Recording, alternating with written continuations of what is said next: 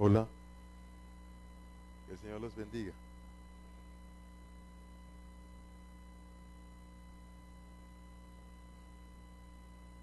Vamos a continuar con el libro de Daniel. Alguien me comentaba que, que alguien pensaba que en ninguna parte de la Biblia decía que Dios anota mi nombre. Pero yo me puse a investigar en la Biblia y sí aparece, anota mi nombre. Y también aparece, borra el nombre. O sea que así como el nombre puede ser escrito, también el nombre puede ser borrado. Y ahí están todos los pasajes bíblicos de escribe mi nombre o anota mi nombre y de borro el nombre. Estábamos en el libro de Daniel y estábamos mirando unos números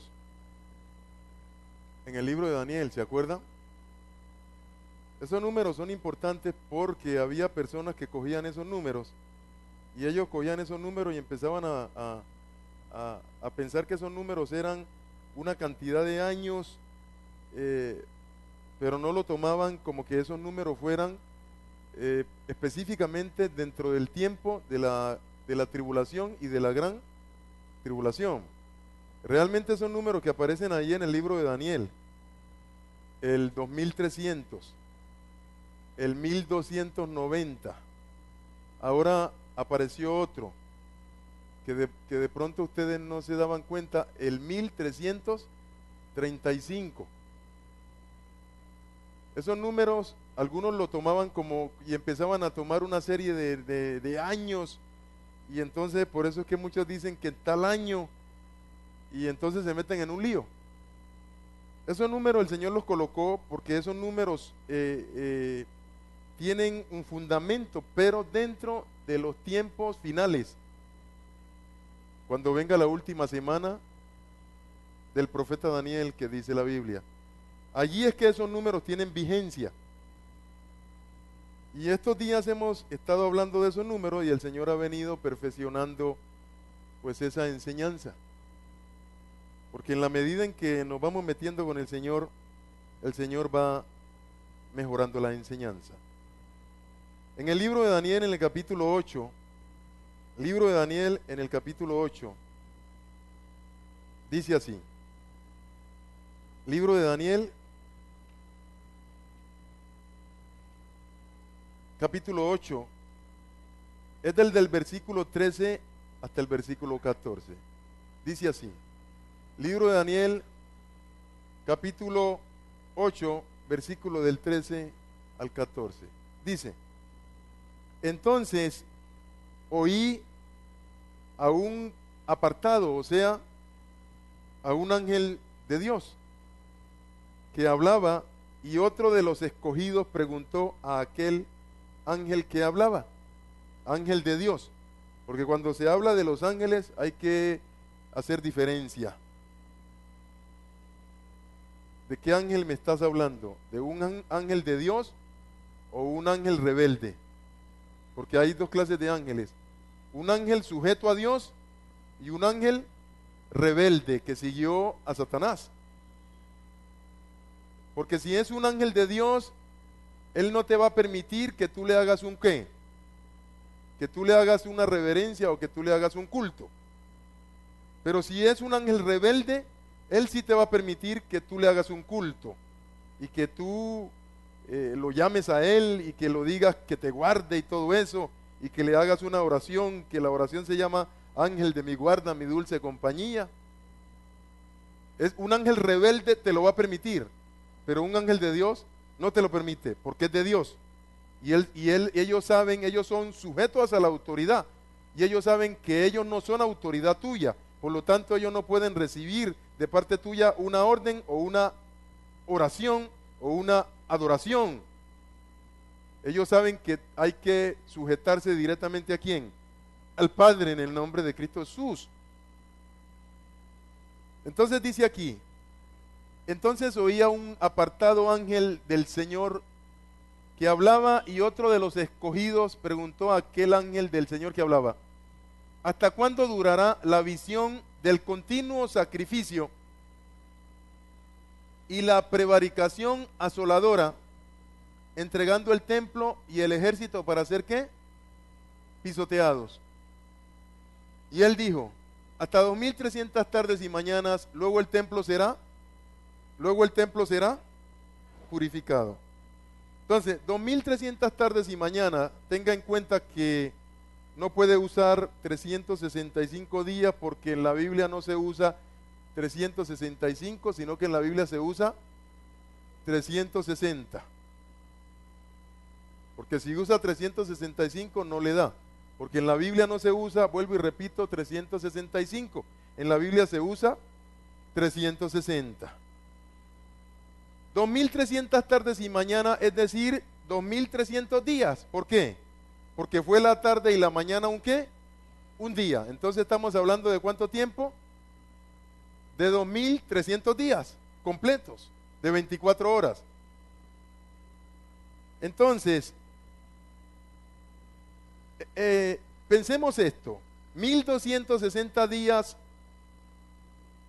son iguales ¿a qué? No, 1260 días son iguales ¿a qué? A 42 meses, es decir, 3 años y qué? Y 6 meses.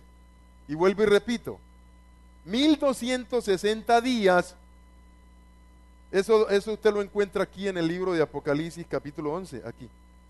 Apocalipsis capítulo 11. Apocalipsis capítulo 11, aquí. Versículo 3. Y daré a mis 2 testigos, ¿quién? Dios. Dios dará a sus 2 testigos que profeticen por 1260 días, vestidos ¿de qué? Por 1260 días, o sea, ¿por cuántos tiempo? Por 3 años y medio. O sea que la Biblia dice que el Señor va a mandar a 2 testigos de Él. Y voy a buscar ese texto bíblico en estas Biblias para que ustedes vean la diferencia. Estoy en Apocalipsis 11:3. Entonces voy a buscar qué dice esta Biblia de Apocalipsis 11:3. Apocalipsis 11:3. En esta Biblia que se llama El Pacto Renovado, Apocalipsis 11:3 dice: también les daré poder a mis 2 testigos y profetizarán por 1260 días, vestidos ¿de qué? De silicio. Ahora voy a usar esta otra Biblia, el mismo pasaje bíblico, que se llama también El Pacto Renovado, pero ya es la Biblia completa, de Génesis a Apocalipsis. Libro de Apocalipsis, capítulo 11, versículo 3, que dice lo siguiente. Apocalipsis 11, 3. También les daré poder a mis 2 testigos y profetizarán por 1260 días, vestidos ¿de qué? De silicio. O sea que estos 2 testigos Dios los manda para que ellos testifiquen a Israel, pero también a las naciones acerca de la venida ¿del qué? Del reino, porque el reino ya va a venir. Ahí está Elías, y Elías va delante de la presencia del Señor, preparándole al Señor un pueblo ¿qué? Bien dispuesto. Entonces, ¿qué predicaba Elías? Arrepentíos, es decir, cambia su manera de ¿qué? De pensar. ¿Por qué? Porque el gobierno de Dios es ¿qué? ¿Qué es lo que se va a acercar a esta tierra? Es el gobierno de Dios. Ellos no predican arrepentidos porque la religión cristiana se ha acercado. O sea, en la Biblia nunca se ha predicado acerca de qué, de una religión. Se ha predicado es acerca de qué, de un gobierno, del gobierno de los cielos. O sea, se ha predicado es que los hombres se sometan otra vez a qué, al gobierno de Dios, porque es el problema de los hombres, es que no se someten al qué, al gobierno de Dios. O sea que en la Biblia nunca se ha predicado acerca de la religión de Dios, porque no hay. Porque Dios no tiene una religión, Dios lo que tiene es un qué, un gobierno. Él tiene un reino. ¿Se le llama cómo? El reino de lo qué, de los cielos. No se le llama la religión de los cielos. ¿Se le llama qué? El reino de los cielos. Entonces usted ha venido es al reino de los cielos. O sea, usted ha venido para que Dios otra vez lo que lo gobierne. Entonces déjese gobernar por quién, déjese gobernar por Dios. Es que el problema del hombre es de gobierno, no de religión. Porque en el mundo hay mil y una qué, mil y una religiones que han resuelto, que resuelven y nunca resolverán nada. El único que va a resolver esto es el gobierno de Dios. Y el día que nos sujetemos realmente al gobierno de Dios, es que ese día las cosas cambian. Yo vi en un programa, en un noticiero, que una señora, no sé si es en Guatemala o en Honduras, está evangelizando a unos policías, a un grupo de policías. Entonces la señora dice que con ese evangelio esos policías van a cambiar. Y empezaron a preguntarle a otras personas si ellas pensaban que con el evangelio la gente cambiaba. Es que la gente no sabe lo que es el evangelio. El evangelio es el sometimiento de nosotros al qué, al gobierno de Dios, donde Dios cambia nuestra manera de pensar a través de su qué, de su palabra. Y al cambiar nuestra manera de pensar también, ¿qué cambia? Nuestro proceder, nuestra conducta. Entonces, si una persona quiere cambiar, ¿qué es lo que tiene que cambiar? Su manera de pensar. Pero entonces apareció un sociólogo o un psicólogo, no sé, era algo de eso, que no, que cómo se le ocurre a esa señora que con el evangelio los policías cambian. Señor psicólogo, señor sociólogo, usted no sabe que Dios hizo al hombre a su imagen y semejanza, y como Dios piensa, el hombre también ¿qué? El hombre también piensa. ¿Por qué piensa el hombre? Porque Dios piensa. Porque el mono no ¿qué? No me han dicho que el mono piensa, porque el que piensa es Dios, ¿o no? Entonces, el hombre piensa porque desciende de Dios. Porque si él descendiera del mono, ¿no qué? No pensaría. Porque Dios nos hizo a su ¿qué? A su imagen y semejanza. Entonces nosotros, o sea, la parte principal del alma de nosotros es la mente. ¿Y la mente qué es? Pensamiento. ¿Y los pensamientos qué son? Ideas. ¿Y las ideas qué son? Palabras, oraciones, lenguaje. Entonces, si Dios quiere cambiarnos a nosotros, tiene que cambiar el fundamento, la parte fundamental, que es la que, la manera de pensar, porque cuál es su pensamiento dentro de él, tal es él. Entonces, si la gente va a cambiar, ¿qué es lo que se le tiene que cambiar? La manera de pensar, pero el sociólogo no entiende eso. Que el evangelio cambia a la gente la qué, la manera de pensar, por eso es que la gente qué, cambia. O ustedes no han cambiado, porque yo he cambiado. Y mi manera de pensar ha cambiado. Y yo hacía cosas que no eran correctas, pero ahora no las hago. ¿Por qué? Porque mi manera de pensar ¿a qué? Ha cambiado. Por eso no las hago.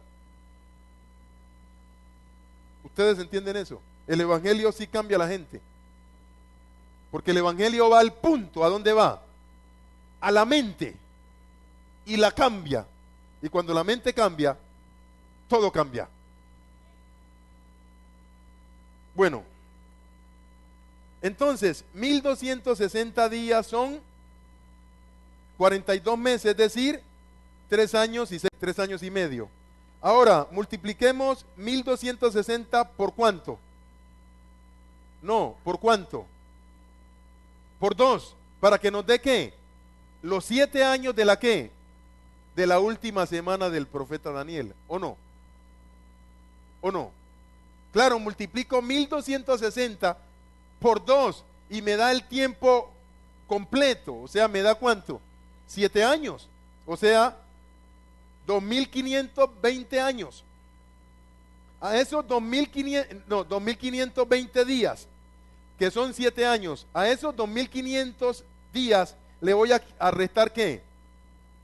Pues 2300 tardes y mañanas.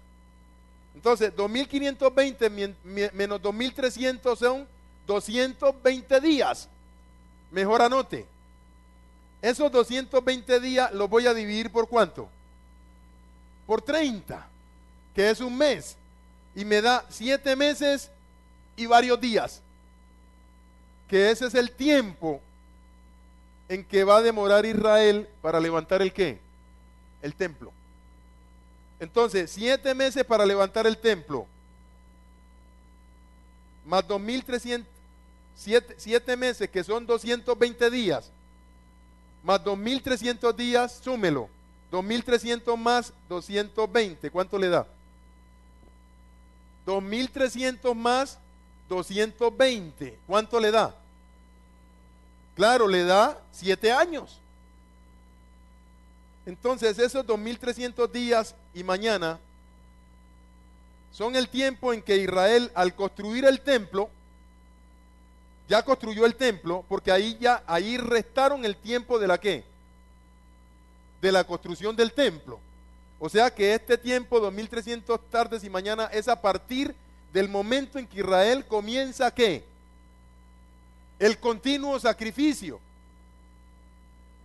Luego aparece el anticristo y él impide que Israel siga ¿con qué? Con el continuo sacrificio. Y él va hasta el final, hasta que viene Cristo Jesús, lo echa al lago de fuego y luego Cristo Jesús purifica el lugar y construye su templo de él. Por eso dice, y desde el tiempo en que comience el continuo sacrificio, hasta que el continuo sacrificio sea quitado por la abominación desoladora. Hasta que la abominación desoladora sea quitada ¿por quién? Por Cristo Jesús. Y el templo sea limpiado y Cristo Jesús levante su templo, que es decir, hasta que sea purificado, habrá 2300 tardes y ¿qué? Y mañana. Y luego dice, luego el santuario será ¿qué? Luego el santuario, o sea, después de ese tiempo, el santuario será ¿qué? Purificado. ¿Estamos entendiendo esa parte? Bueno, esto es la construcción del templo, 7 meses, y la visión del continuo sacrificio y la prevaricación asoladora. Luego el templo será ¿qué? Purificado. Luego de ese tiempo, el templo será purificado. Ahora, en Daniel 12, 11. Y desde el tiempo que sea quitado el continuo sacrificio para ser reemplazado por la cosa abominable, habrá ¿qué? 1290 días. Apocalipsis 12, ¿qué? Daniel 12, 11. Mire lo que aparece aquí. Daniel 12, 11. Dice, aquí, y desde el tiempo que se ha quitado el continuo sacrificio para ser reemplazado por la ¿qué? Habrá 1290 días, pero ahora lea en el versículo 13.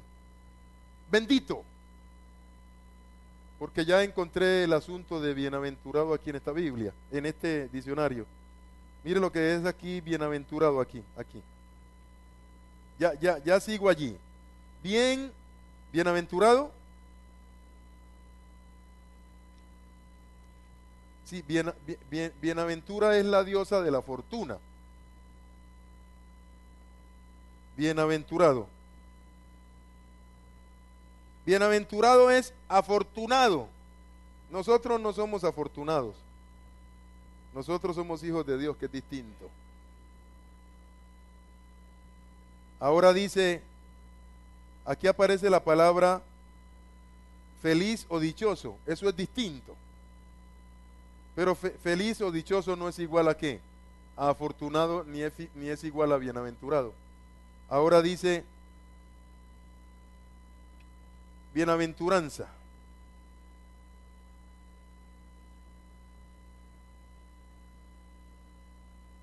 Aquí aparece esto: bienaventurado, afortunado, feliz, dichoso, que goza de la bienaventuranza eterna. ¿Pero qué es eso? ¿De cuál bienaventuranza eterna? Ahora dice excesivamente cándido. Bienaventuranza, visión beatífica, vista y posesión de Dios en el cielo. Bueno, no sé qué es eso. Prosperidad o felicidad humana. Bienaventuranzas, grupo de 8 sentencias con las que comienza el sermón de la montaña. ¿Sabe cómo se llama el sermón del monte? No se llaman las bienaventuranzas. ¿Se llaman las qué? Cuando Dios hizo al hombre, ¿qué hizo él? Cuando Dios hizo la creación, ¿qué hizo? Él comenzó a dar una serie de ¿qué? De declaraciones de bendición. Y dijo Dios, y dijo Dios, y dijo Dios, y dijo Dios, y son 10 declaraciones de bendición. Y al final termina diciendo, y bendijo Dios ¿a quién? Al hombre. Entonces eso que tradujeron bienaventuranza son las declaraciones que trae ¿quién? El Hijo de Dios, para que la vida de nosotros sea una vida de ¿qué? De bendición. Él repite otra vez, porque a partir de él va a venir una nueva ¿qué? Una nueva ¿qué? Una nueva creación. Entonces él va a lanzar sus declaraciones de bendición sobre esa nueva creación que somos nosotros, para que haciendo eso, como él está declarando allí en esas declaraciones, la vida de nosotros sea una vida de bendición. Bueno, pero sigamos aquí. Bendito el que espere y llegue ¿a cuánto? A 1335 días. Entonces,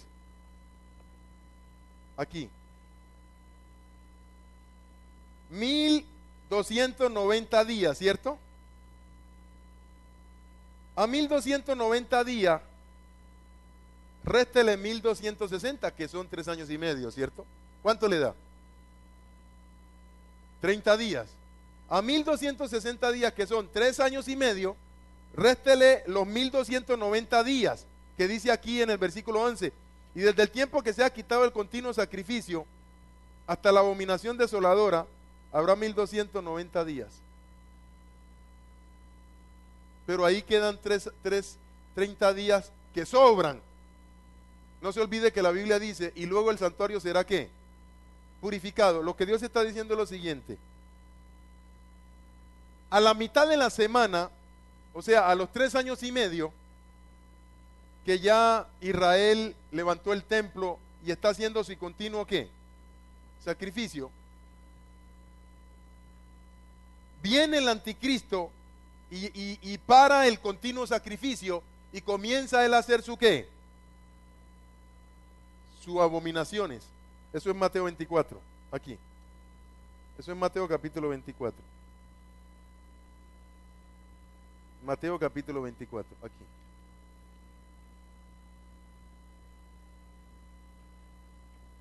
Dice, versículo 12, y por haberse multiplicado la desobediencia a los preceptos y a las leyes de Dios en la palabra, o sea, cayeron ¿en qué? En apostasía. Entonces el amor de muchos ¿de qué? Se enfriará. En este momento hay enseñanzas dentro de lo que dicen ellos, cuerpo de Cristo Jesús, cuyo propósito es el siguiente. Esa enseñanza es con este propósito: te vas a cargar feo, porque te van a cargar con todo lo que ellos puedan, y te van a sacar toda la leche como si fueras una vaca, y te van a dejar sin leche. Y luego que hagan eso, O tú te regresas a la religión tradicional, o terminas en apostasía, o terminas diciendo que Dios, no me hablen nada de Dios, que yo no quiero saber de ese Señor, o terminas en apostasía, o te vuelves loco, o se te rompe la cabeza, o te regresas a la religión tradicional, o terminas en apostasía, denigrando de Dios esa enseñanza dentro del cuerpo de Cristo. Porque vendrán tiempos en que las personas no soportarán la sana enseñanza, sino que teniendo comezón de oír, o sea, queriendo que le digan a ellos lo que ellos quieren escuchar y no lo que Dios diga, entonces se amontonarán maestros según su propia concupiscencia de ellos, y apartarán de la verdad el oído y se volverán a la fábula, al cuento y a la mentira. O sea que los únicos que permanecerán son las personas que realmente aman que le digan las cosas como son, que le digan la verdad, las cosas como son. Los demás van a caer en apostasía. Entonces dice, versículo 13, mas el que persevere hasta el fin. Ahora mire lo que dice Apocalipsis 12, Daniel 12. Bendito el que es que el que espere, o sea, el que persevere hasta cuándo, hasta el fin, y llegue a cuánto, a 1335 días. O sea, ¿a partir de cuánto? ¿A partir de cuándo? De la mitad de la semana, cuando el anticristo para el continuo sacrificio y comienza la gran tribulación. O sea que esta palabra es a las personas que van a estar aquí y van a atravesar la gran tribulación. Ellos tienen que atravesar la gran tribulación y tienen que esperar que pasen 1335 días. ¿Por qué? ¿Por qué? Entonces miren, apareció entonces el número 1290 y apareció el número 1335 días, que hay que esperar. El que esté aquí en la gran tribulación tiene que esperar hasta 1335 días. Entonces mire, 1290 días, quítele cuánto, réstele 1260, le da cuánto, 30. ¿Por qué? Porque cuando se cumplan los 7 años, entonces Cristo Jesús viene y Él quita ¿a quién? ¿Quita de quién? Del medio. ¿A quién quita?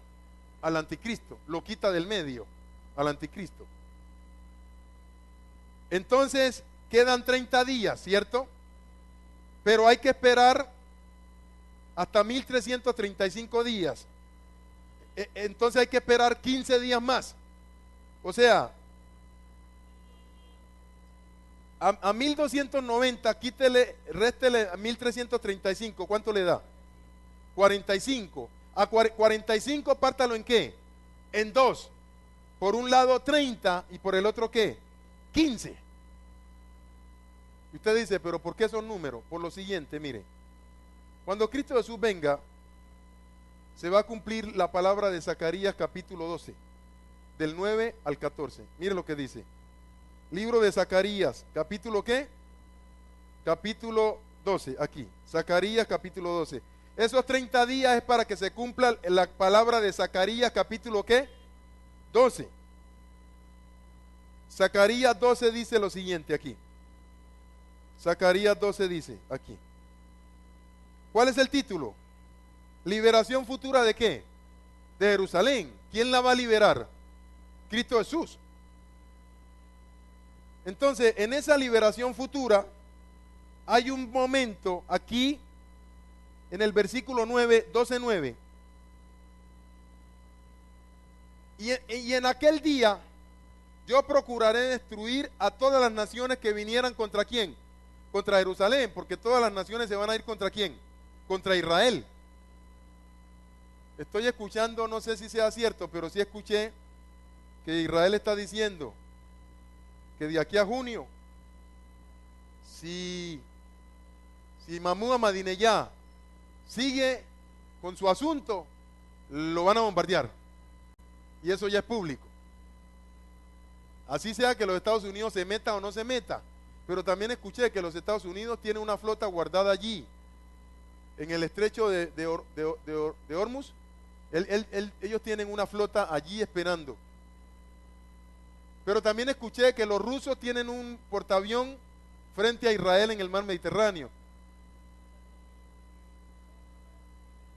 Y la flota de los Estados Unidos, pero también está en el estrecho de Hormuz esperando allá, por si se forma una guerra, claro. Bueno, de toda forma, cualquier cosa puede pasar. Eso sí se los digo en el nombre de Cristo Jesús. Estamos en un tiempo en que cualquier cosa va a pasar. Y va a pasar. Porque tiene que pasar. Porque la Biblia no miente. Ahora, no se dejen llevar por la calma aparente. Porque así como en el mundo dicen que después de la tempestad viene la calma, también podemos decir que después de la calma puede venir la tempestad. ¿O no? Entonces, no se deje llevar por la aparente calma, déjese llevar por la ¿qué? Por la palabra del Señor. Porque el Señor vendrá cuando menos ¿qué? Cuando menos lo estemos esperando. Y el Señor no viene a arrebatar a todo el mundo. Es a las personas que, guiadas por el Espíritu Santo, ya entendemos que Cristo Jesús sí va a venir como ladrón en la noche. Alábelo que Él vive.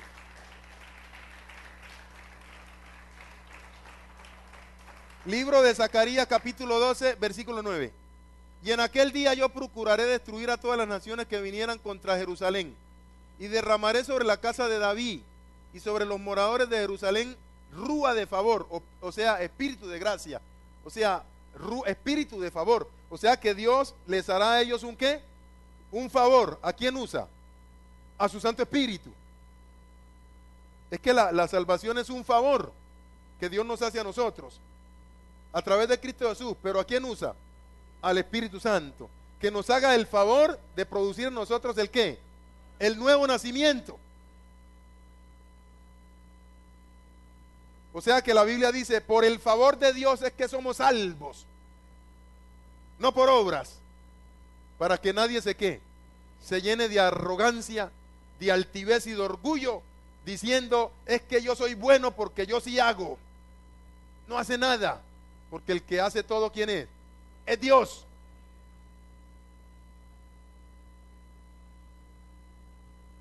De súplicas y contemplarán a mí. ¿A quién mirarán? A mí, ¿a quién? A quien traspasaron. ¿A quién traspasaron ellos? Al Mesías. Entonces ellos van a mirar al Mesías a quien traspasaron. Ahora luego sigue. Y harán lamento por él. ¿Por quién? Por el Mesías. Israel se va a poner a llorar por el Mesías. Como se lamenta por hijo unigénito. ¿Se acuerda que a Cristo Jesús le llaman el unigénito? Y se afligirán por él como quien se aflige por el primogénito. Y a Cristo también le llaman ¿el qué? El primogénito. En aquel día habrá gran lamento en Jerusalén, como el llanto de Adarrimón en el valle de Megido. Y la tierra lamentará, la tierra de Israel lamentará no haber reconocido al Mesías desde el comienzo. ¿Y sabe cuánto tiempo estarán lamentándose? ¿Cuánto tiempo? 30 días. Ese es el 30 días de luto. 30 días llorando por Jesucristo. ¿Sabe usted dónde encuentra eso? Aquí, mire. Deuteronomio 34 del 5 al 8. Si bien pueda, el micrófono. Esos 30 días son los días que Israel se lamenta y llora. Luto, es luto. Ellos por lo regular sacan 30 días de luto. Entonces ellos estarán 30 días llorando y mirando al Mesías y lamentándose. Pero ¿quiénes éramos nosotros? Mirá que él era y mirá cómo lo rechazamos, y lamentándose y llorando todo Israel allí tirado al piso llorando. Usted sabe, llorar 30 días, esa gente queda sin agua.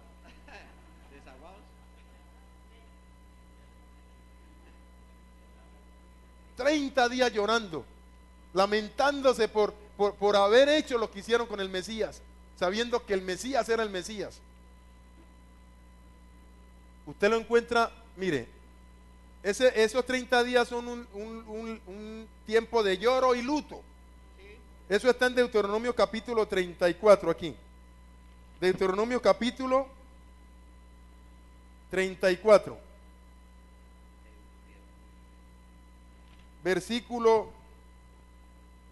aquí, del 5 al 8 dice: y murió allí Moisés, siervo de Yahweh, de Jehová, en la tierra de Moab, conforme al dicho de Yahweh, de Jehová. Y lo enterró Yahweh, Jehová, en el valle, en la tierra de Moab, uno de los hijos de ¿quién? De Lo, enfrente de Bepeor, y ninguno conoce el lugar de su sepultura hasta hoy, o sea que Moisés murió. Era Moisés de edad de 120 años cuando murió, sus ojos nunca se oscurecieron ni perdió su vigor. Y lloraron los hijos de Israel a Moisés en los campos de Moab, ¿cuántos días? 30 días. Y así se cumplieron los días del lloro y del luto de Moisés. Entonces vienen los días del lloro y del luto de Cristo Jesús, de Israel para con Cristo Jesús. Van a estar llorando, lamentándose, 30 días. Entonces quedan 15 días. Ese es el tiempo que Cristo Jesús usará para purificar el lugar, porque como el anticristo contaminó todo eso, para él purificar el lugar en esos 15 días donde él va a levantar su nuevo ¿qué? Su nuevo templo. Por eso es que dice, bendito el que llegue a ¿qué? A 1335 días, porque significa que el que llegue a 1335 días, ¿qué le pasó? Es una persona que ¿qué? Claro, es salva. Si llegó a 1335 días, porque es ¿qué? O sea que los que no son salvos no van a llegar a ¿qué? A 1335 días. Ellos antes de ese tiempo, ellos hasta ahí les llega. O sea que solamente los que van a ser salvos son los que van salvos en ese tiempo. No está hablando con las personas que se van. Está hablando con las personas de Israel y con las personas de las naciones. Pero no está hablando con los decapitados, no está hablando con los resucitados, no está hablando con los que se van en el arrebatamiento. No, está hablando con las personas que cuando llega la mitad de la semana todavía están aquí y siguen derecho. O sea, que las personas que cuando viene la gran tribulación todavía están allí y siguen derecho hasta que Cristo Jesús ¿qué? Venga. ¿Quién dice algo? El micrófono, porque... Apóstol, ahora sí. que tú leías... ¿Ahora le prestas el micrófono a él? Sí, claro. ¿Él iba a decir algo? El mayor de los gustos. Sí. Ahora que tú leías Zacarías 12:10, Bien pueda. a eso mismo se le puede aplicar Zacarías 14 del 2 al 5, ¿cierto? Léalo. Jerusalén y las naciones, porque yo reuniré a todas las naciones para combatir contra Jerusalén, y a la ciudad será tomada, y serán saqueadas las casas y violadas las mujeres, y a la mitad de la ciudad irán en cautiverio, mas el resto del pueblo será separado de la ciudad. Después saldrá Yahweh y peleará con aquellas naciones como pelea en el día de la batalla, y se posarán sus pies en aquel día sobre el monte de los olivos. Ahí está, y están enfrente de Jerusalén al oriente, y al monte de los olivos se partirá en sus mitades hacia el oriente y hacia el occidente, haciendo un valle muy grande, y la mitad del monte se apartará hacia el norte y la otra mitad hacia el sur. Y finalmente el 5, y huirás al valle de los montes, porque el valle de los montes llegará hasta Hazael, y huirás de la manera que huiste por causa del terremoto en los días de Usías, sí, rey de Judá, y vendrá mi Elohim, y con él todos los escogidos. Claro, ahí él baja otra vez con todas las personas resucitadas y con todas las personas que fueron arrebatadas. Regresa a Jerusalén con ellos. ¿A ayudar a quién? ¿A quién va a ayudar él allá? A Israel, porque el anticristo en ese momento quiere destruir a Israel. Entonces el Señor cuando venga baja de una vez a Israel con los resucitados, con los arrebatados, y va de una vez a Israel, a Jerusalén, a ayudar a Israel. Apóstol, pero se puede conectar entonces. Sí, claro, tiene que ver que las naciones atacarán a Israel. Entonces esos 30 días, esos 45 días los dividimos así. 30 días que son el luto y el lloro de Israel por el Mesías, por lo que ha pasado entre ellos y el Mesías. Los otros 15 días para preparar el terreno para purificar y levantar el templo milenial. O sea que en esos 15 días Cristo Jesús prepara, purifica el terreno para él levantar su templo de él, otro templo, el templo milenial, que es distinto. Luego el santuario será purificado, dice la palabra, y ungir el lugar santísimo para el gobierno milenial. Esos son en esos 45 días. ¿Alguien tiene una pregunta? Apóstol, una Bien pregunta. pueda. Ese templo que él levanta es el templo de Ezequiel, ¿no? Sí, el templo de Ezequiel, sí, el otro templo, el templo milenial. Ahora vamos a este asunto, miren. El trigo. ¿Qué es el trigo y qué son las uvas maduras? El trigo es Israel, de los israelitas que se salven. Son las naciones que se salven. Y también son los creyentes inmaduros, porque los creyentes inmaduros se quedan aquí en un eventual ¿qué? Arrebatamiento. Los creyentes inmaduros se quedan aquí. Israel nacional también se queda aquí, y las naciones también se quedan aquí, porque el arrebatamiento es para la cebada madura. ¿Para quién es el arrebatamiento? Para la cebada madura. Solamente la cebada madura es que se va a ir, los demás no se pueden ir. ¿Estamos entendiendo esa parte? O sea que, ¿qué es la cebada madura? La cebada madura son los que creen en Yahshua, los que creen en Cristo Jesús, que Él salva a nosotros por su sangre, sean de Israel o de quién, o de las naciones, que el Espíritu Santo por la sangre de Cristo Jesús le ha producido el nuevo nacimiento, y que en el momento en que Cristo Jesús venga como ladrón en la noche en las nubes, esas personas están listas esperándolo. A eso se le llama la ¿qué? La cebada madura.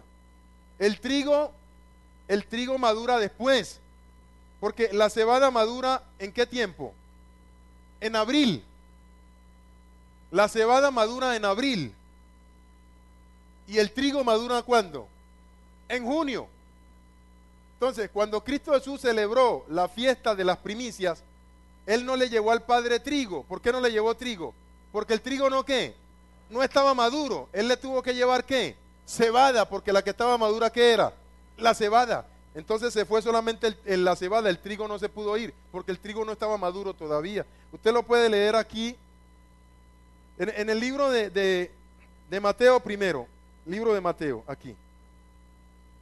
Libro de Mateo.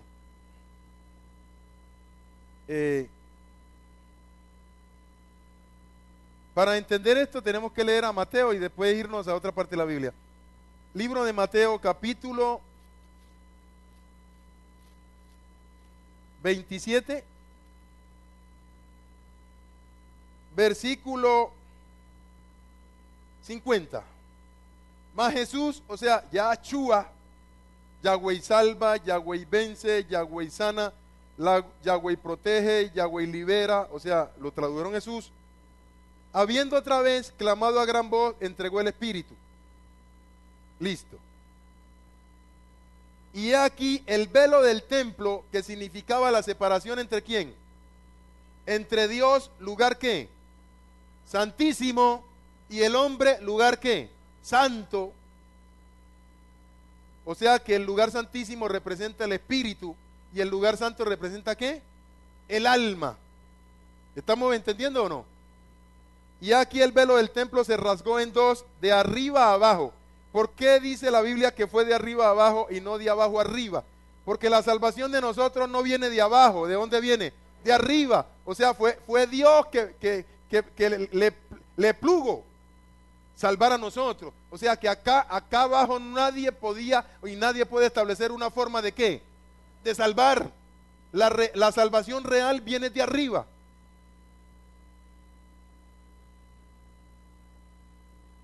Y escuché a un hombre que decía que todas las religiones conducen al mismo Dios. Hombre, pero ¿por qué hablan tanta falsedad? Si fuera así, entonces tendríamos que dañar la Biblia, porque hay una parte de la Biblia que dice que Cristo Jesús dice: yo soy el camino, la verdad y la vida. Nadie va al Padre si no es por mí. sea que ya dijo que la única forma de llegar a Dios es Él. Y si usted lee la Biblia, eso fue lo que el cielo estableció, ¿o no? Entonces, la Biblia es clara. Lo que pasa es que la religión dañó todo. Pero la Biblia es clara. La única forma de volver a Dios es Cristo Jesús, por su sangre. Sea Israel o sean los gentiles. La única forma de ser salvo es la sangre de Cristo Jesús. No hay otra forma. Cualquier otra forma que le planteen a usted es un mero atraco, es un atraco. No se deje atracar ni deje que atraquen a su familia. La única forma de ser salvo es cuando estamos vivos, reconociendo la ¿qué? La sangre de Cristo Jesús. Y aquí el velo del templo se rasgó en dos de arriba abajo, indicando que el Padre había abierto el obstáculo para que el hombre se acercara ¿a quién? A Dios. ¿Por la qué? Por la sangre de este hombre que está muriendo en ese momento. Y la tierra tembló, y las rocas se ¿qué? Se partieron, porque donde Cristo Jesús fue sacrificado, era pura roca. Era atrás del ¿qué? Atrás del templo. O sea, atrás del lugar ¿qué? Santísimo. O sea que a él lo sacaron de Jerusalén, porque Jerusalén estaba en una montaña y era una ciudad amurallada, ¿se acuerdan? Entonces a él lo sacaron del templo, lo sacaron de Jerusalén, a él lo sacaron de Jerusalén, dieron la vuelta y lo llevaron atrás del templo, fuera de la ciudad, atrás del templo. Y allí atrás del templo, en las rocas que habían allí, lo sacrificaron, allí lo sacrificaron. Por eso es que la sangre, cuando le meten la lanza, la sangre cae abajo, atrás del templo, por donde Jeremías había colocado abajo la ¿qué? El arca. Por eso es que la sangre cayó justo en la tapa del arca. Y dice, y se abrieron los sepulcros y muchos cuerpos de santos, o sea, de personas que realmente habían muerto ¿con quién? Con Cristo Jesús. Que habían dormido, porque a los que mueren con Cristo Jesús, Dios no le dice muertos, porque Dios no es Dios de qué. Dios no es Dios de muertos, sino de qué. De vivos. Por eso es que a ellos les dice duermen. ¿Por qué? No el dormir del qué, del sueño. No es el dormir del sueño. Es una metáfora que el Señor usa para decir, yo digo que los que mueren conmigo no han muerto, porque no están muertos, porque yo soy la vida. Sino que como ellos no van a estar aquí en la tierra, sino que van a estar esperando el tiempo de la ¿qué? De la resurrección. Y la resurrección es como cuando alguien está tirado en una cama durmiendo y alguien lo toca y lo ¿qué? Y lo despierta. Por eso es que él dice, duermen. Pero ellos no están durmiendo roncando, ellos no están roncando, ellos están en el tercer cielo, en el paraíso. Sino que es un término para decir, ellos no están muertos, yo un día los ¿qué? Los voy a despertar y los voy a ¿qué? A traer otra vez a la tierra, con un cuerpo inmortal. Por eso es que dice, duermen. Después nos ocupamos de ese tema. Entonces, estas personas, y saliendo de los sepulcros, después de la resurrección de Cristo Jesús, ¿por qué no podían salir antes? No, porque Cristo Jesús es primero en ¿qué? Es primero en todo. El que pone a Cristo Jesús de segundo, pierde. Por eso es que él dice, el que ama más a papá, a mamá, a tío, a sobrino, a hermano, tierra, carro, por mí, más que a mí, no es ¿qué? No es digno de seguirme, porque Cristo es primero en todo, porque Él en todo tiene la preeminencia. Él va primero en todo, el que va primero es Cristo Jesús. Si es, alabe lo que Él vive.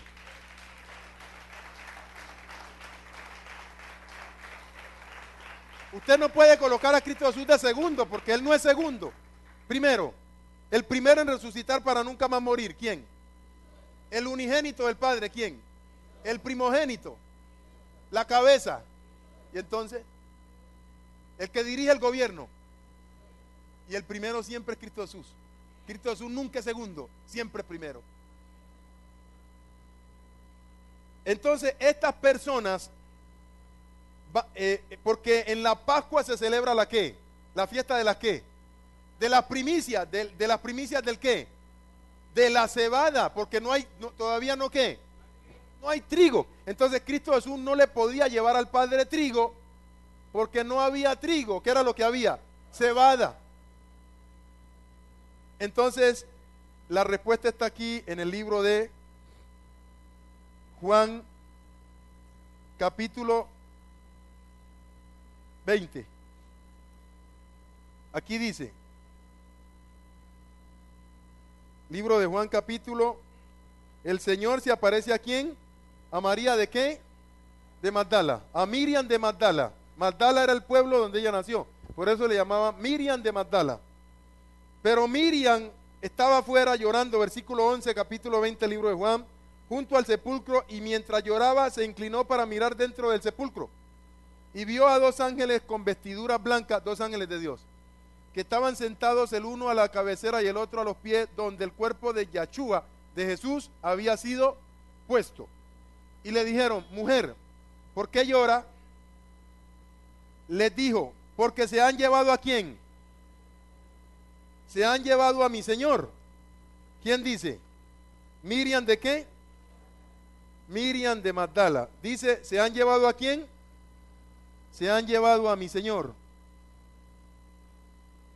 Y no sé dónde le han puesto. O sea, todavía ya no cree que el Señor es capaz de qué.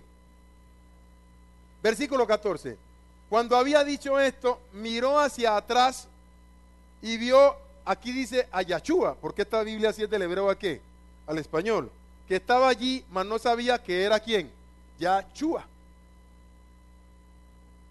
Versículo 15, Yahshua, es decir, Jesús le dijo a ella, a Miriam, mujer, ¿por qué lloras?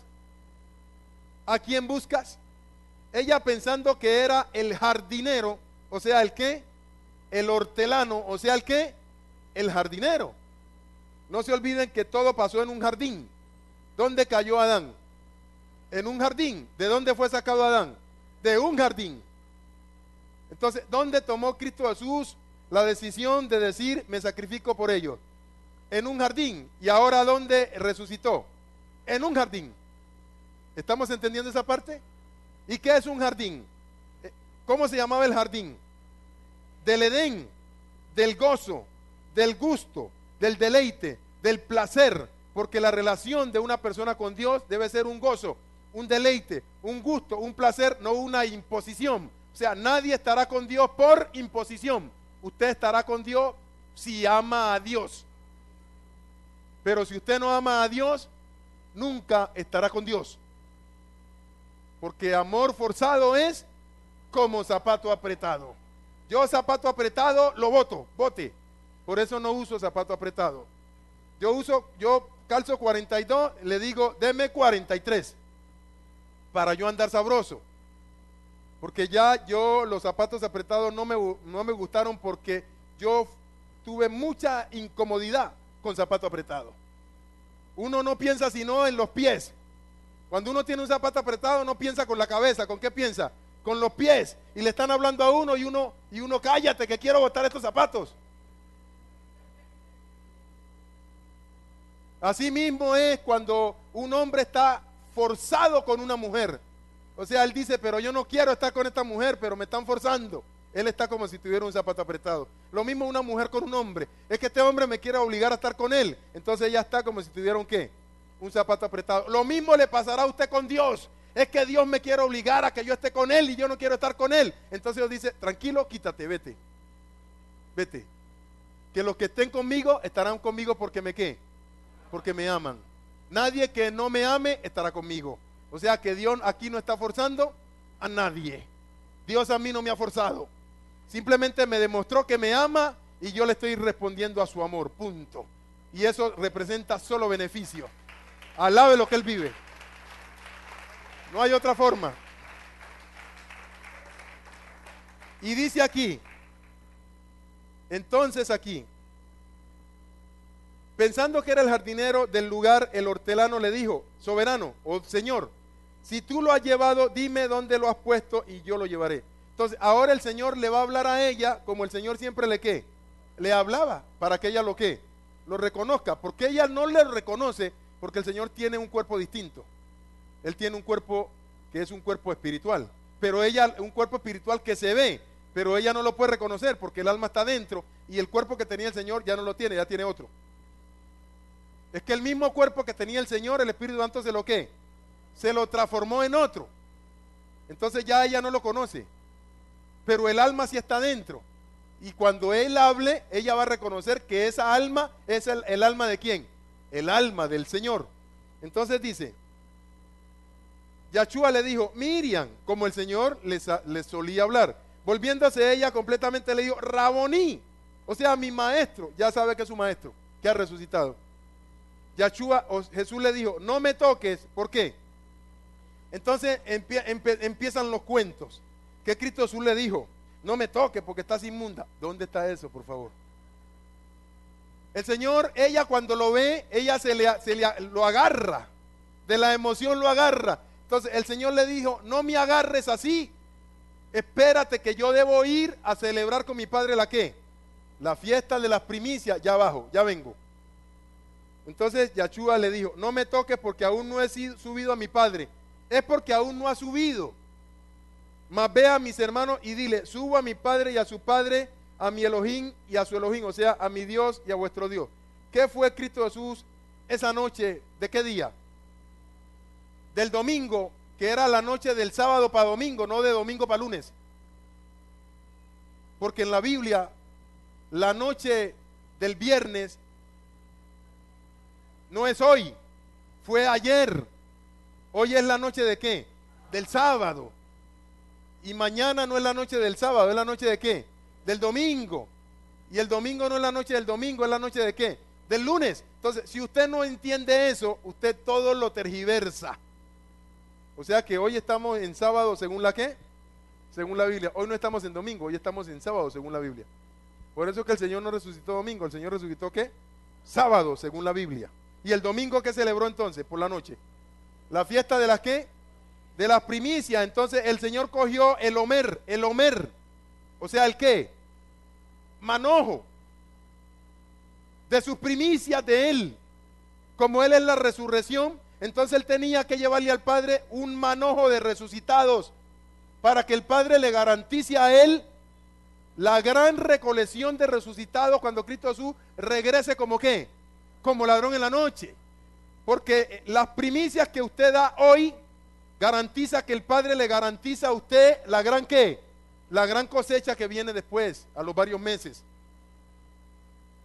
Las primicias hacen es eso, la primicias es una prenda de confianza, de garantía que usted le dice, Dios, aquí te traigo estas primicias que garantizan porque yo confío en que tú vas a permitir que yo tenga una ¿qué? Una gran cosecha. Por lo tanto, toma las primicias. Y usted le da a Dios las primicias. Y Dios le garantiza la ¿qué? La gran cosecha. Entonces el Señor fue, celebró la fiesta de las primicias para garantizar su resucitado, o sea, para garantizar con esto que cuando Él venga como ladrón en la noche, resuciten millones de ¿qué? Millones de millones de millones. Para eso es que es la primicia. Para usted garantizar que Dios va a proteger su gran ¿qué? Su gran cosecha. Ahora, vamos a ir un momentico aquí. Trigo. El trigo se recoge después. El trigo es Israel nacional. Él no va a estar maduro cuando Cristo Jesús venga con ladrón en la noche. Las naciones salvas, o los que van a ser salvos de las naciones, no van a estar maduros cuando Cristo Jesús venga. Y los creyentes inmaduros no van a estar maduros cuando Cristo Jesús venga como ¿qué? Como ladrón en la noche. Entonces a ellos se les llama ¿cómo? Se les llama trigo, porque el trigo madura después. ¿El trigo madura cuándo? ¿En qué día? ¿En qué mes? En junio. ¿Y la cebada madura cuándo? La cebada madura en abril. ¿Entendemos esa parte? Las 3 fiestas anuales. Voy a leer esta Biblia. Y nos vamos a la parte final, que es las uvas maduras. ¿A quién le llama Dios uvas maduras? ¿A quién? No, a los cristianos maduros no. A los cristianos maduros se le llama cebada o se le llama espirituales. No se le llama uva. Uva madura usted lo encuentra aquí, Apocalipsis. Apocalipsis capítulo 14. Apocalipsis capítulo 14. Apocalipsis capítulo 14. Del 14 al 20. Mire lo que dice. Apocalipsis capítulo ¿qué? 14. Del 14 al 20. ¿Cuál es el título? La tierra es ¿qué? Es cegada. ¿Qué es cegar? Cortar, porque el fruto ya está ¿qué? Ya está maduro. Pero, ¿qué fruto es este? ¿Y quiénes son estos? Todos los rebeldes contra Dios. A todos los rebeldes contra Dios, ¿cómo se le llama? Uva madura. ¿Listos para qué? Para ser pisados, porque la uva, ¿qué se hace con la uva cuando está madura? Sí, se pisa, pero es en el sentido de que se pisa. ¿Y cómo se llama el lugar donde se pisa la uva? Lagar.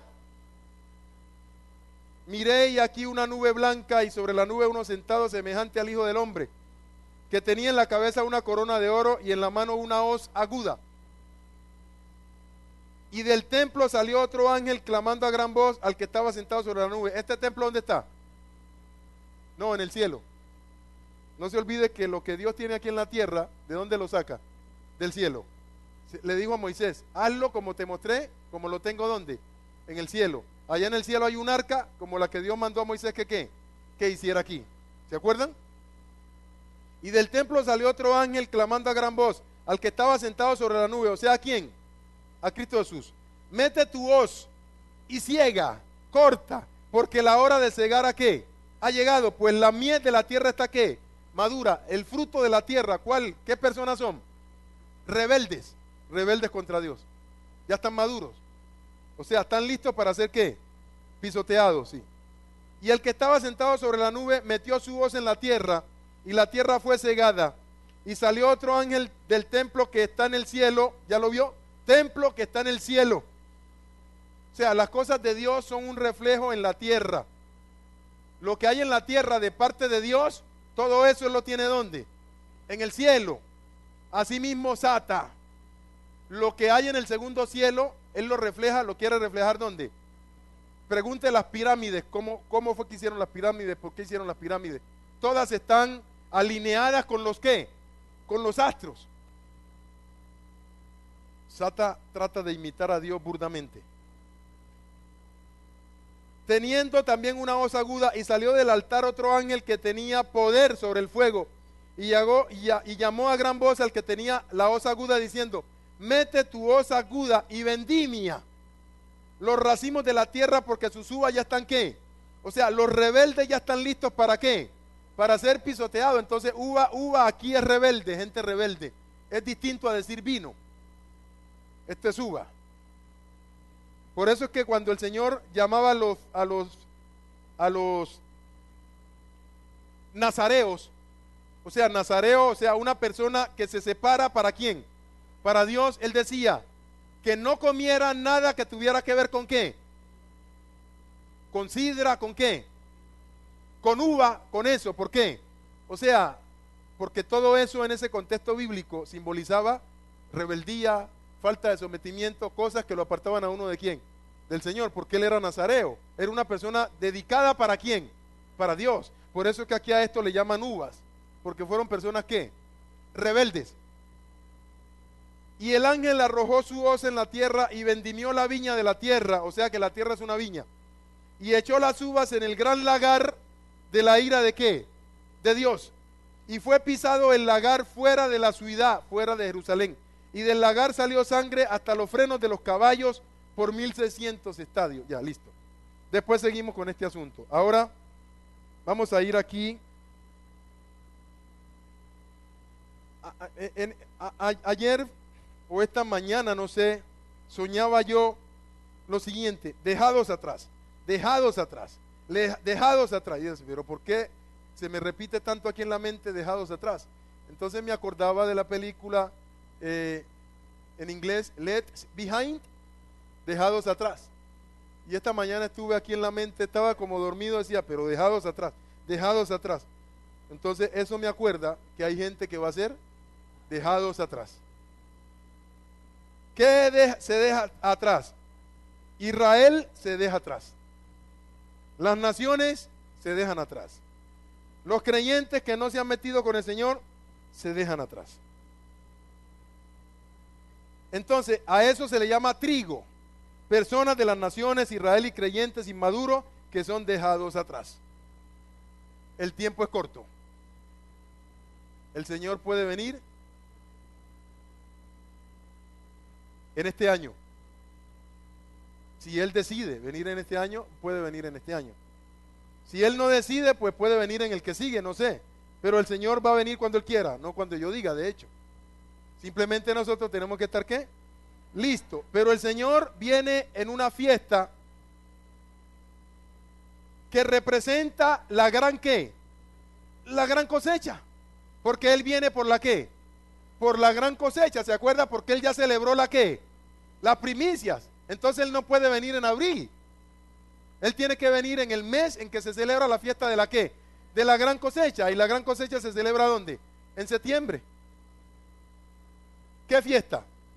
Va de la fiesta de las trompetas hasta la fiesta de ¿qué? De Sucó, o de las cabañas cuando el Señor nació. O sea que el Señor nació en la fiesta de las cabañas. El Señor nació en octubre. ¿Por qué todo lo tergiversan? Ahora, vámonos un momentico al asunto de las fiestas. Para terminar allí por el tiempo ya. Vamos un momentico al asunto de la fiesta. Vamos a ir al libro de Éxodo capítulo 23. Éxodo capítulo 23, aquí. Éxodo capítulo 23, aquí. Éxodo 23. Las tres fiestas anuales. Pascua, Pentecostés y qué? Y la fiesta de las cabañas. En Pentecostés es primicias del qué? Primicias del qué? Del trigo. En la Pascua es primicia de qué? De la cebada. En la Pascua es primicia de la cebada. En Pentecostés es la primicia del trigo. Y en octubre, en la fiesta de las cabañas, es la recolección de qué? De la gran cosecha. ¿Ve la diferencia? Bueno, les está quedando claro, más claro ahora, ¿cierto? Aquí dice, versículo 14, mandato 88 de los 613, precepto de celebrar las festividades, esta fiesta, ¿no? No Navidad, ni Virgen del Carmen, ni Corpus Christi, no nada de eso, sino estas fiestas. 3 veces celebrarán fiestas para mí en el año. La fiesta de los panes sin levadura, Masó, obedecerá. 7 días comerán los panes sin levadura, como yo te mandé, al tiempo en el mes de Abí, o sea, el mes de qué? De abril. Porque en él saliste ¿de dónde? De Egipto, y ninguno se presentará delante de mí con las manos vacías. ¿Por qué? Porque llegar con las manos vacías es decir, Dios, no me has ¿qué? No me has bendecido, no me has dado nada. Y Dios siempre le da a uno algo, ¿o no?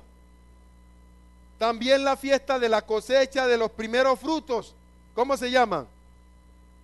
Bicurín. De tus labores que hubieras sembrado en el campo. Y la fiesta de la cosecha, o sea, la recolección. ¿Cuándo? En el fin del año. Cuando hayas recogido los frutos de tus ¿qué? De tus labores. En el fin del año. ¿Cuándo termina el año? En la Biblia. En octubre. Cuando haya recogido ¿qué? Cuando haya recogido los frutos de ¿qué? De tus labores del campo. Todo, la gran cosecha. Es que en octubre es la gran cosecha. Por eso es que la resurrección va a ser en octubre. ¿Porque es la qué? Es entre septiembre y octubre, porque es la gran cosecha. Bueno, voy a leer en otra parte, aquí. Aquí en el versículo 18, el mandato 91 y el 92, precepto de traer las primicias de la tierra de Israel en el templo. Vámonos para otra parte. Libro de Deuteronomio 16. Deuteronomio 16, aquí. Deuteronomio 16. Yo por aquí tenía un pasaje bíblico que era muy claro. Deuteronomio 16. Fiestas anuales del pueblo. Aquí. Aquí en el versículo, bueno, 1. Guardarás el mes de Abí y harás Pascua a Yahweh tu Elohim, porque en el mes de Abí te sacó Yahweh tu Elohim de Egipto.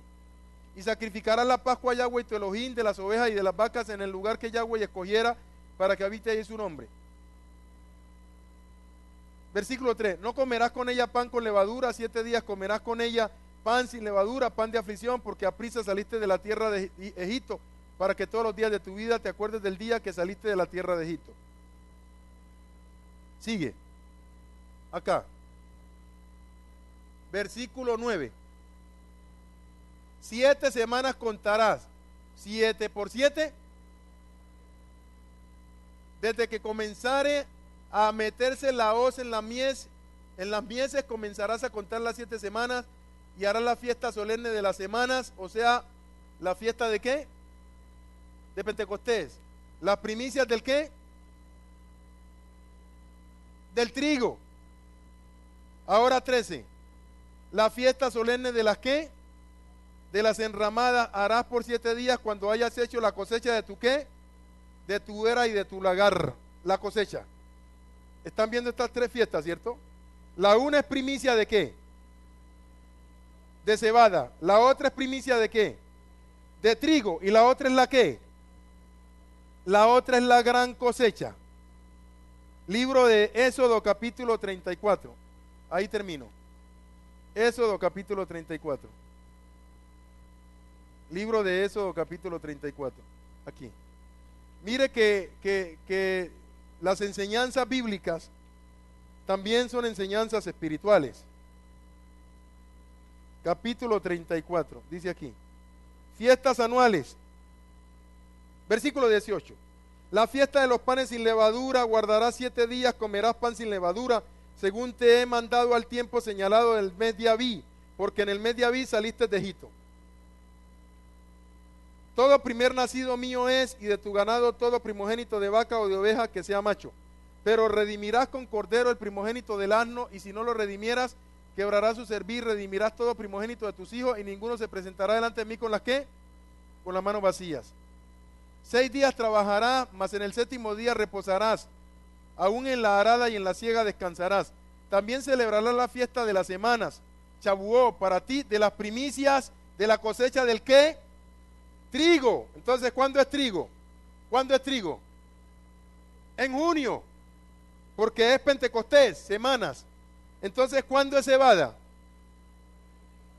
En abril. ¿Ya vio que en junio es trigo?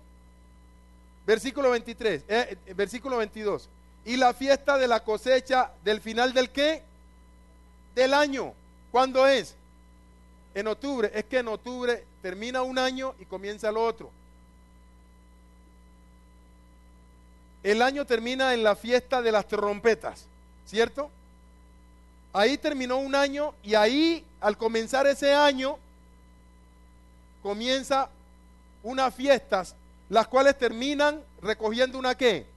Una gran cosecha. Entonces, viene septiembre hasta octubre, que se celebra la fiesta de la gran cosecha. Es una gran cosecha.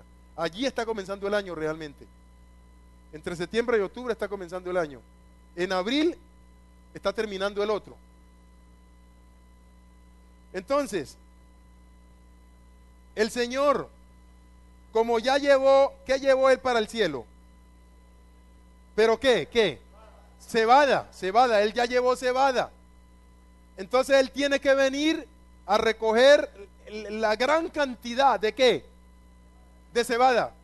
¿Pero cuándo la recoge? En la fiesta de la recolección de la ¿qué? De la gran cosecha, que es ¿cuándo? Pues en octubre. Por eso es que la resurrección no es en abril. En abril murió Él. Por eso es que la resurrección es en octubre, entre septiembre y octubre. Porque Él ya no viene a celebrar la fiesta del puñadito. No, viene a celebrarle la fiesta de la ¿qué? De la gran cosecha. Y la gran cosecha es entre septiembre y octubre. Es por eso.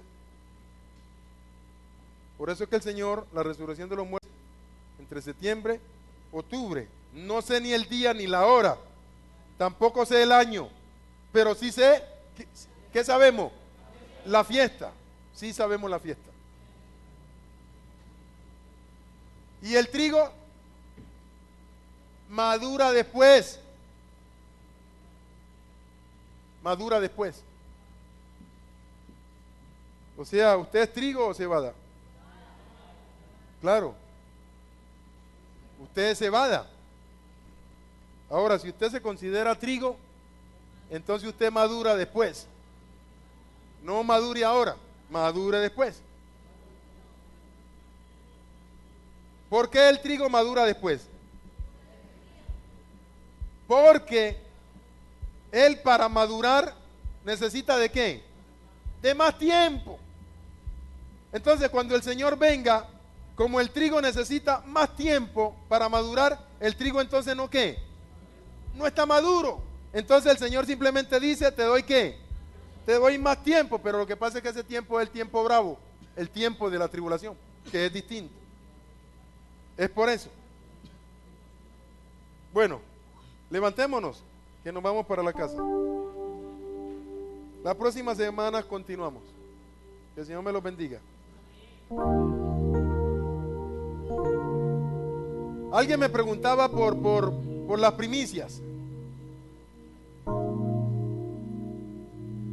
La fiesta de las primicias es una fiesta que realmente, como nosotros no somos labradores del campo, sino que las personas en la ciudad, pues ellos tienen sus negocios, tienen sus trabajos.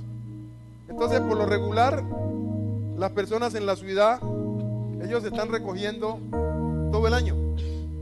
No es como en el campo, que es por cosecha. Entonces, las primicias no las determino yo. Tampoco yo determino un diezmo, porque yo no soy Dios. Tampoco yo determino una ofrenda. ¿Por qué?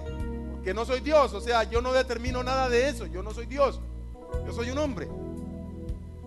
Yo no le puedo decir a usted eso. Entonces, las primicias, Dios le dice a usted, Él le dirá, hijo, entrégame esto de primicia, o entrégame estos 15 días, o entrégame este mes, no sé, o entrégame este día. Dios le dirá a usted lo que Él quiera. Yo no. Entonces Dios le dice a usted, y usted le dice a Dios, Dios, esta es la primicia, pero la primicia es mecida. Mecida es que se hace así y se va dando ¿qué? Se va dando vuelta, se va dando vuelta, se va dando vuelta. ¿Por qué? ¿Qué es lo que da vuelta? ¿Qué es lo que da vuelta? Pues la tierra da vuelta. Y todo lo que hay en la tierra, ¿de quién es? Pues es de Dios. Entonces usted le da vuelta diciendo, Dios, ¿todo qué? Todo es tuyo, todo es tuyo. Y esto que te estoy entregando es tuyo. Y yo sé que tú me vas a entregar mucho más, pero que también es tuyo, sino que tú me lo das para que yo te lo ¿qué? Te lo administre. Es eso. Entonces usted verá cuánto quiere administrar a Dios. Usted, no yo. Cada quien determina con Dios cómo es el asunto, porque es un asunto ¿cómo? Es un asunto personal. Es un asunto personal. Usted dice, ¿y a mí qué me toca? Pregúntele a Dios qué me toca a mí. Y verá Dios que le va a decir que le toca. Todo lo que tengo yo es de Dios. Y si Dios me dice que entregue, yo entrego. Porque yo no le digo a usted, vamos a pintar el templo. Por favor, una siembra. ¿Cierto que no? Pero cuando usted lo vea pintado, usted se pregunta, ¿y de dónde salió eso si no hubo siembra? ¿De dónde salió? Ah, pues Dios me dijo, píntalo tú. Y dame eso. Saca plata y píntalo. Y haz esa es tu parte. Entonces a mí me toca hacer parte, cosas que yo nunca le digo a ustedes que ¿qué? Que participen. Y usted dígase entonces, ¿quién participa allí? Pues diga, pues Dios. Y el Dios le dijo al pastor y el pastor participa. Repitamos todos. Esta es la forma de unirse con Dios. Señor Jesucristo, yo te necesito. Reconozco que cometo errores. Reconozco que peco. Pero también reconozco, Padre Dios, que tú, por amor a mí, estableciste que yo fuera salvo por la sangre de tu Hijo. Padre Dios, hoy yo reconozco la sangre de tu Hijo como la única manera de acercarme a ti. Y hoy, por la sangre de Jesucristo, me acerco a ti, Señor Jesucristo.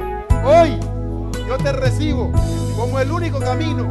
Hoy te recibo como mi Señor y Salvador.